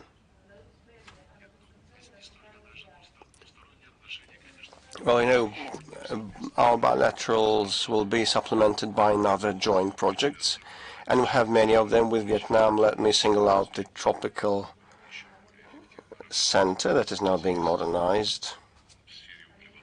Also, we have joint projects in hydrocarbons production, Rusviet, Soviet, Petro, and others. These are companies operating on each other's soil. So the nuclear power is based on high-tech and state-of-the-art solutions. And as President Putin said repeatedly, we're not merely building a nuclear power plant. We establish a brand new industry for a nation, including personnel training and researchers training to work on that nuclear power plant. And some commercial aspects may also develop in Turkey. The nuclear power plant belongs to us entirely. It will just pay taxes and supply power. In other cases, the ownership is on a parity basis with the host nation. So formats differ, but it is certain that we will have another high-tech project in our bilaterals. And today we spoke about Ukraine, and we also have heard that Vietnam is ready to host talks on Ukraine. We're grateful for that, and we appreciate the warm attitude and the sentiment of our Vietnamese friends, but we cannot comment at this point of time because currently there are no specific proposals, and the goals of ours are and objectives of ours are to be carried through. So the Japanese median sitting next. You do not look like a Japanese. We'll try. Good afternoon. Yuri Kiriyanko from Sanki Simbun newspaper. I have two questions. Number one, whether Russia-Japan relations could further deteriorate after the inauguration of Trump, given his desire to strengthen the alliance with Japan. Are you concerned about that? Does it worry you? And which of the areas of the Russia-Japan relations will suffer most? So the question about whether we can dive even deeper, well, I cannot respond because all the nosedive and the destruction of all the foundations of our relations, including a regular, respectful political dialogue, was initiated by the Japanese neighbors. Russia did not venture anything of that kind. When we became desperate to see the implementation of the obligations and promises given by the Western countries, including the non-expansion of NATO eastwards and non-engagement of Ukraine in NATO and prevention of the Nazism taking root in Ukraine that now exterminates all belonging to the Russian language and culture. And despite the Minsk set of measures, the Russian residents were bombed. And when we faced a wall of, I wouldn't say misunderstanding, but deafness, they just didn't want to listen to us, so we launched this special military operation to protect our security interests and the interests of the Russian speakers in Ukraine. Japan received a command to join sanctions and snapped the salute. So this is life. Sometimes we receive signals about like resuming talks on the peace treaty and like let our people go to the Kuril Islands on some of the cultural motives. Well, someone just brings a message without any signature, without truly yours, or with huge respect. So the Japanese were always famous for their delicate rituals, cuisine, and attitudes to life. Refinedness has unfortunately disappeared in the way they treat us. But there are some of the exceptions sometimes. Well, actually, we never let culture or sports or joint projects in education fall prey to politics. We never did so, and we appreciate that despite what has been happening, Japan receives Russian performers and artists touring each autumn and hold Days of Russian Culture. So not all the countries have the nerve to do so nowadays. So in case your employers apply such approaches and such qualities to manifest their self-dignity, that would be in the interests of the Japanese people. And my second question, if you allow me. The Cabinet of Ministers of Russia has compiled the list of unfriendly nations and territories, and the island of Taiwan is there.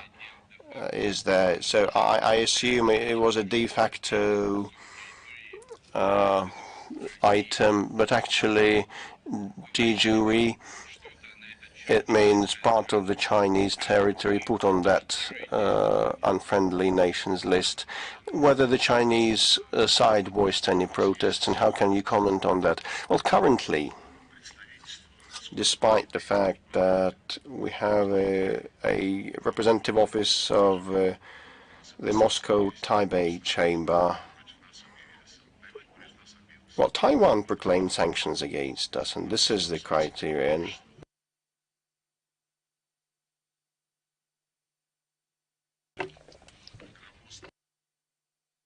Well, it may sound a bit cumbersome, but actually we assume that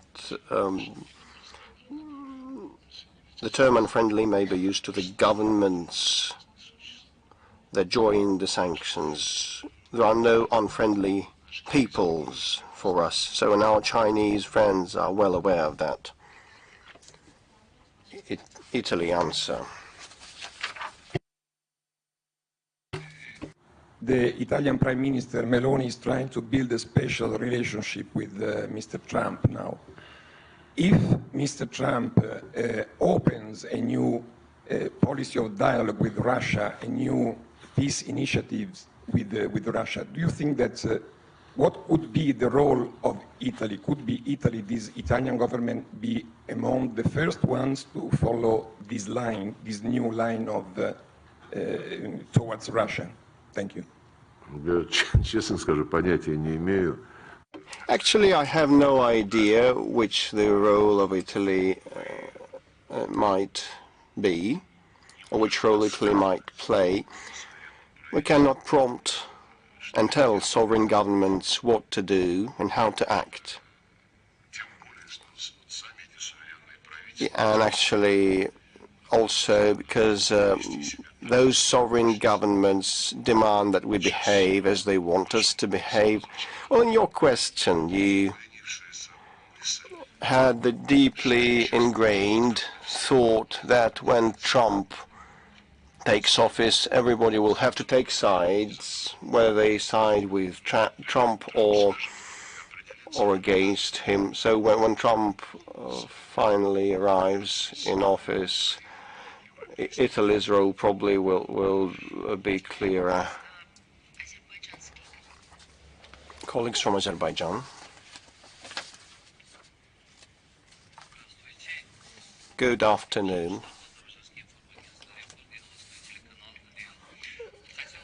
Rustamov Ilbar, agency report. How can you characterize 2024 in the context of the Russia-Azerbaijan relations? And what can you tell us about plans and prospects for 2025? And my second question, and you have partly answered that, but still,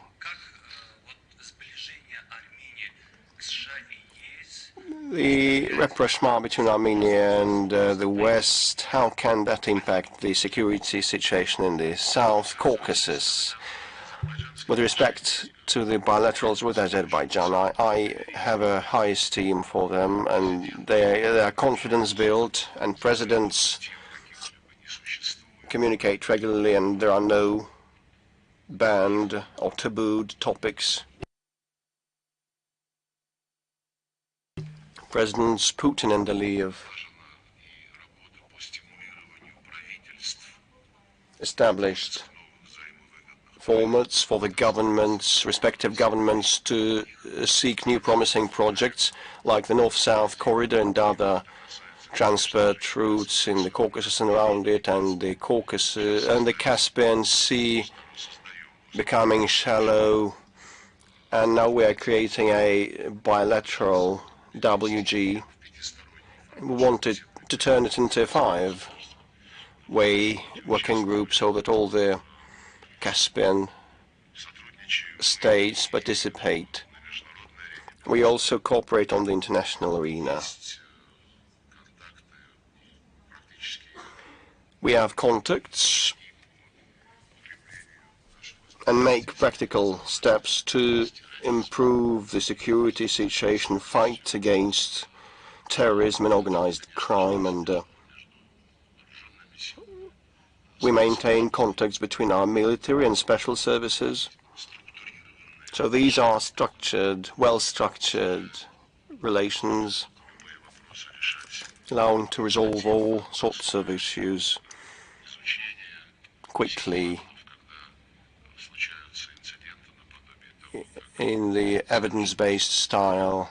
When like incidents occur, for example, during the second war in Karabakh, a helicopter of ours was down by mistake, or when now this crash happened of an Azerbaijani plane in Aktau, and we appreciate the fact that the Azerbaijani friends immediately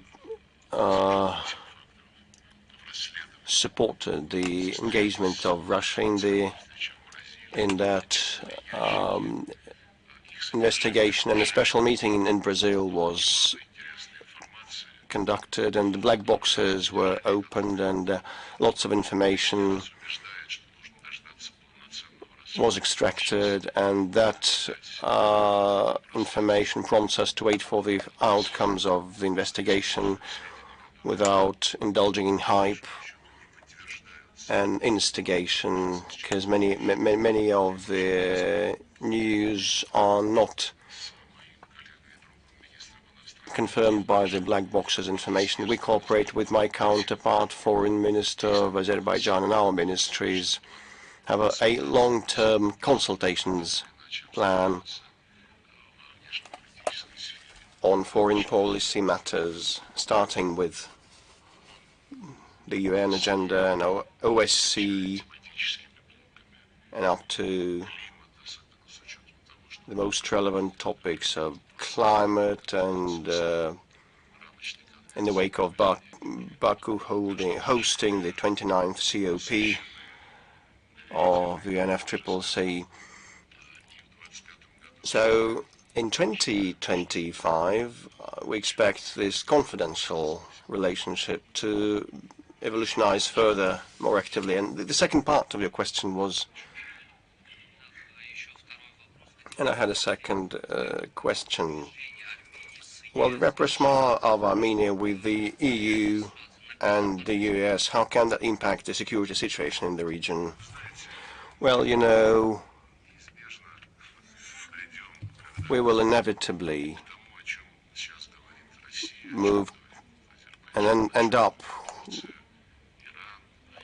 in a situation that has been predicted by Russia and Turkey and Azerbaijan. Members of the regional players will be in charge of resolving all the problems, all the issues.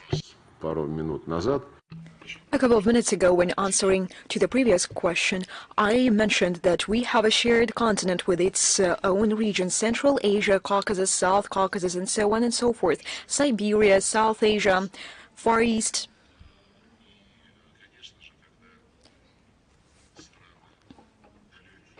And no doubt that when some states which are far away from our territories, and I should say from our traditions, they do not understand history in its non-colonial dimension when they say that they are going to help everyone.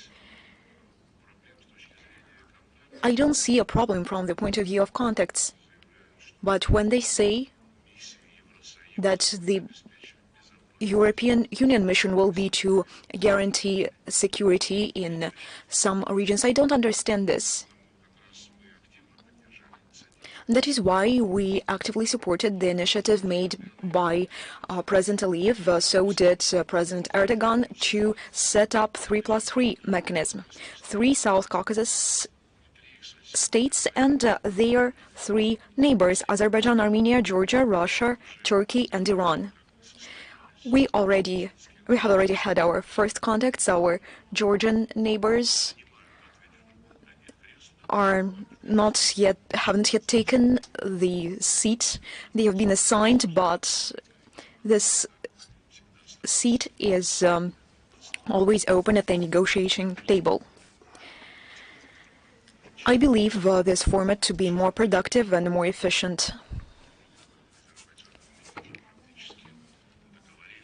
Lately, I heard that Armenia and Azerbaijan have almost come to terms when it comes to a peace treaty, and the 2 pending issues they still have. It is quite difficult to bypass them somehow. They should decide them either positively, or negatively. And then the European Union wanted. Это суверенное решение Азербайджана, Армении, где подписывать документ, когда он будет согласован. Но стремление Брюсселя, да и Вашингтона тоже, как-то вот показать, что это они все сделали, но оно лишний раз говорит о том, что вот есть такие пословицы, они не очень приличные, но вот везде хочется показать, что ты хозяин. Там про бочку что-то было, да? Я не знаю.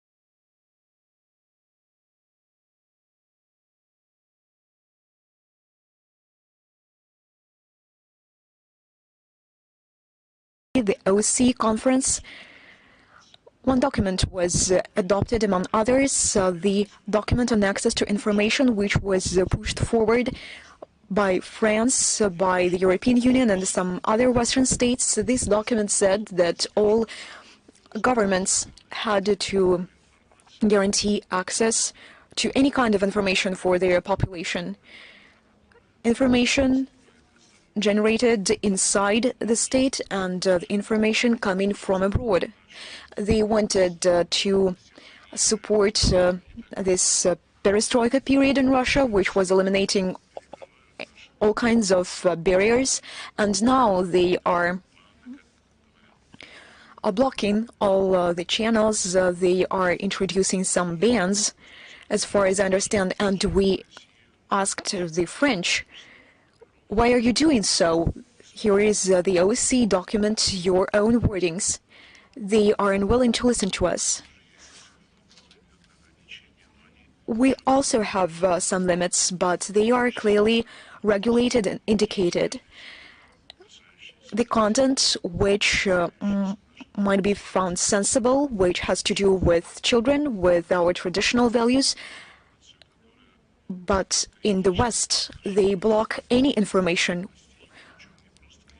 criticizing the actions of the government. It is not only criticizing the actions of the government, but it is the information based on facts. This fact-checking, I understand that these words of the English origin, it is difficult to replace them. But I believe that we should not be afraid of them. Let them come, let them see and listen. Here we have some foreign journalists, and someone can't come, isn't it? No, we are open for everyone. Their news agencies, they do not allow their journalists to come from Germany and from France. And why they are here? They are working here. Now I see we have the representative of Komsomolskaya Pravda, and France doesn't give accreditation to the correspondence of Komsomolskaya Pravda. Many unpleasant things that we saw on the last page. Minister Lavrov, I have a question. The other day, we received a letter from a schoolgirl from Malta. She's 12 years old, but she loves Russia, and she asked me to ask you a question which she finds very important. At school, I sometimes face the biased attitude to Russia. I believe that other children living in Europe, they hear false statements, they hear falsehood about Russia. What should we do in such a situation? We have internet. The information we have is online. It is no longer on paper. Websites of our foreign ministry, the website of the Russian State Library, and many other organizations, many other libraries, they also have their own websites. No one can prohibit to use them. I would wonder if she had access to them. We can send her a computer as part of our program, the Christmas Tree of Wishes. Telesur, the floor is yours. I'm Oleg Yasinski, Venezuela, Nicaragua, and Cuba, Telesur. Minister Lavrov, my first question. The year 2024 became the year when, in many parts of the world, we see that the far-right forces, the far-right powers are gaining ground. They deny any principles of peaceful coexistence, any integrity and self-determination. What does Russia think of these new political and social trends, and what can we do to change this situation? This was my first question. My second question, what are Russian priorities and key projects in Latin America in 2025? I would like to make some clarifications. You mentioned some far-right forces which flatly deny the principle of equal rights, the principle of self-determination. You mean in Europe? Yes, in Western Europe, in Germany, in France, the far-right forces which have gained ground. Don't you mean the National Front and the Alternative for Germany?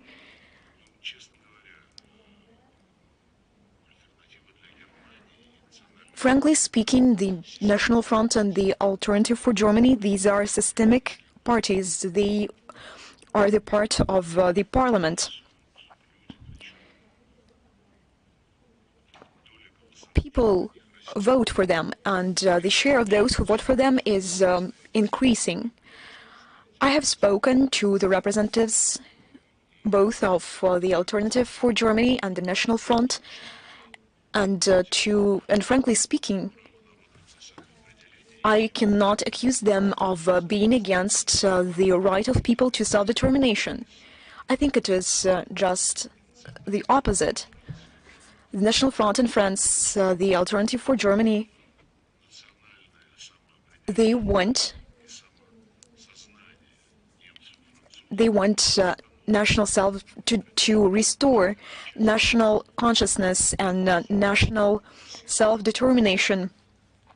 To restore, because a considerable part of this had been usurpated by Brussels. That is why it's quite difficult to comment on the issue. To say that they are coming up with such disruptive programs, I wouldn't say so. If you cite some examples, it would be possible for me to comment on them. Members of the Alternative for Germany parties, they take part in political talk shows on the Russian TV, and they share the ideas which are first and foremost focused at the need to overcome problems in Russian-German relations. They discuss well-known facts which have been known for many decades and for many centuries. They testify to the aspiration of Anglo-Saxons to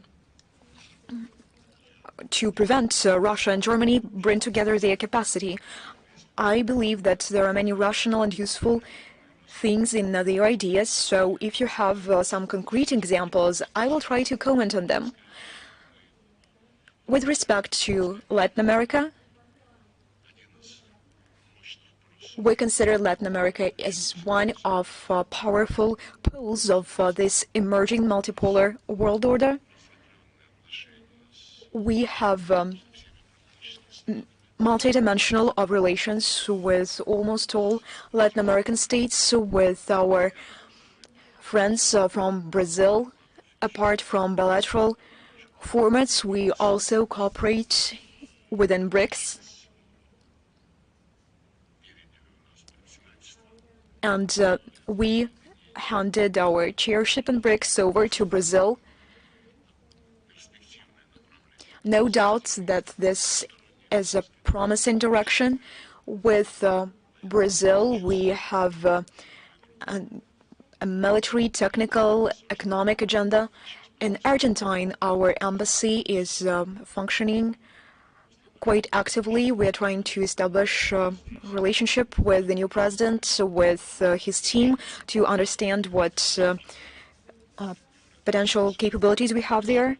Our main allies, Venezuela, Cuba, Nicaragua. We are watching closely the developments in Bolivia in the run-up to the election campaign.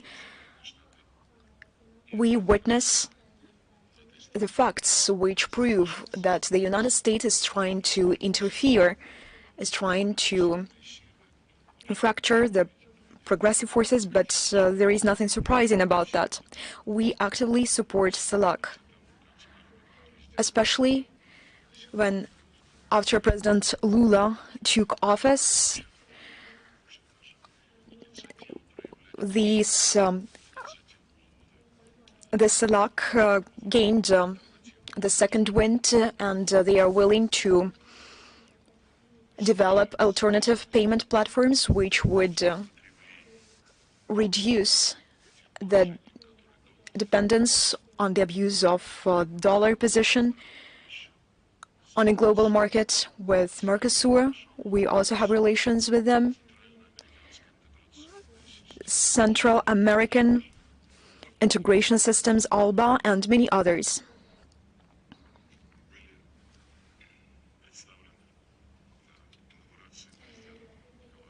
At the inauguration ceremony of Nicolas Maduro, we were also presented there. Volodin had good negotiations with Mr. President. I expect a very fruitful year. Two last questions. The lady over there, over to you.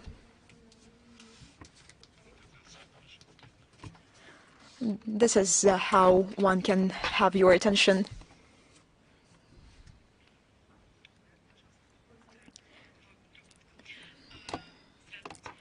Good afternoon. At the initiative of the organization, the movement of leaders, the movement of the first ones, the children wanted to have an association of child organizations. Do you believe that these organizations are important? How can children help in international policy? And what can you recommend to us?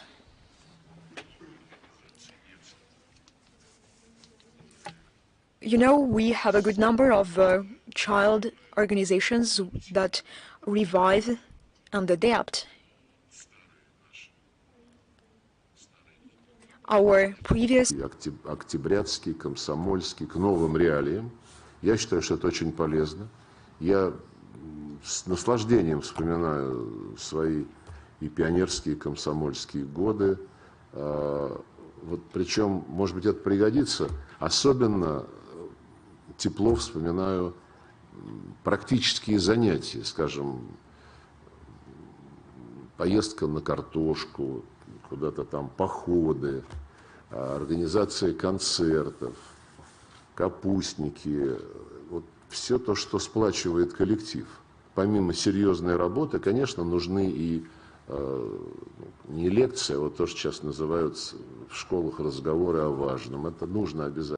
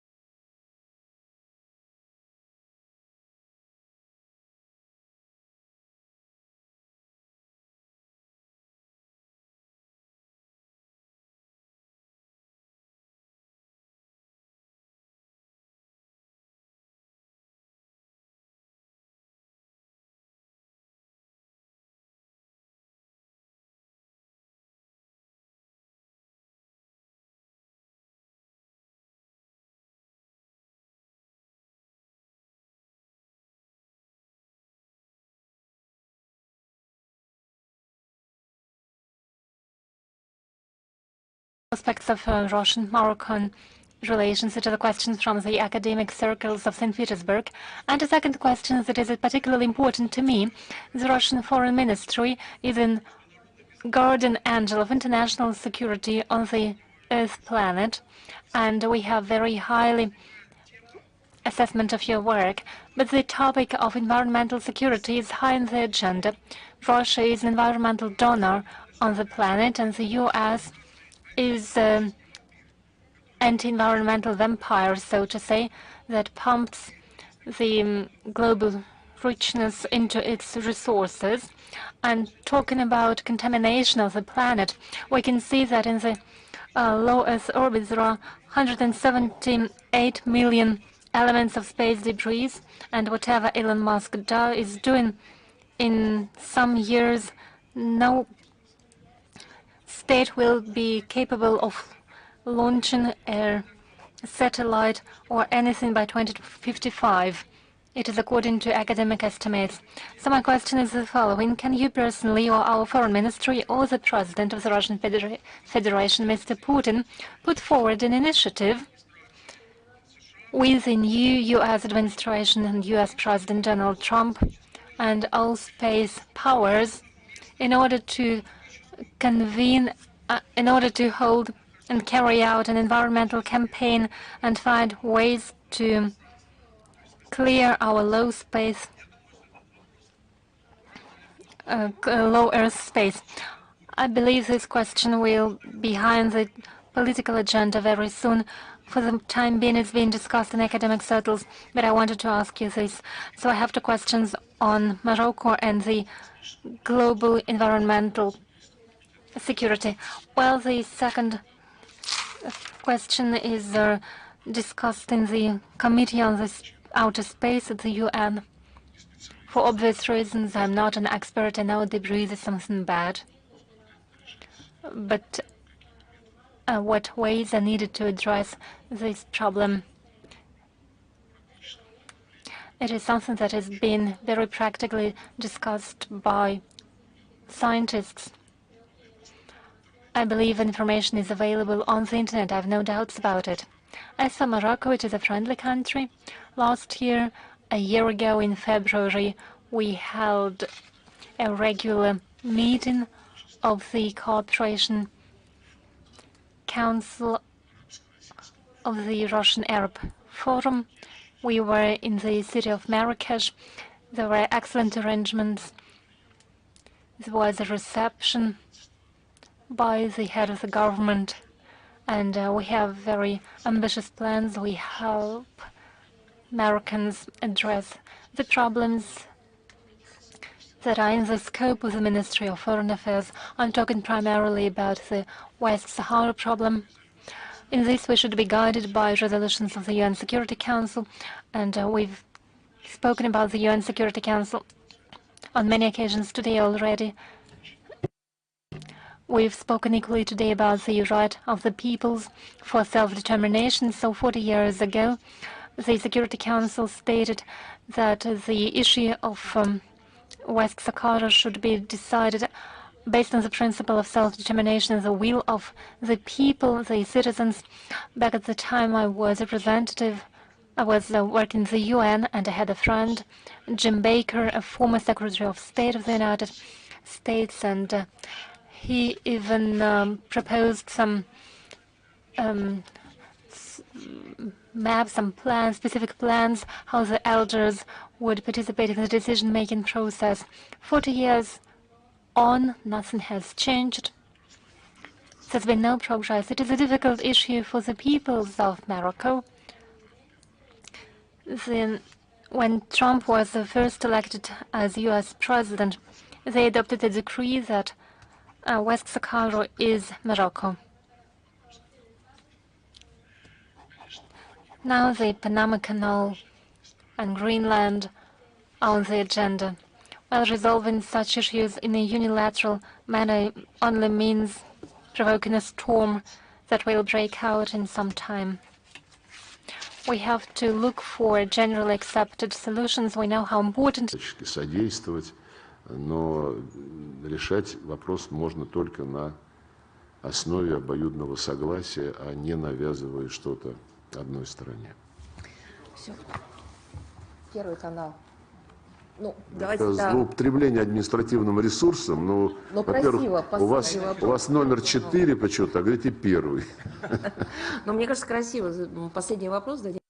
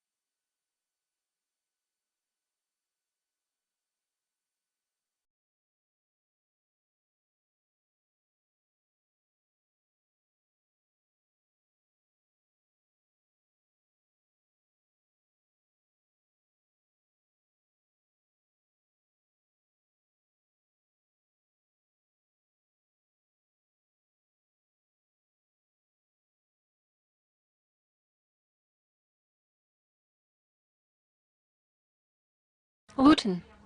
That's what it is. Distinguished colleagues, allow me to conclude our press conference at this.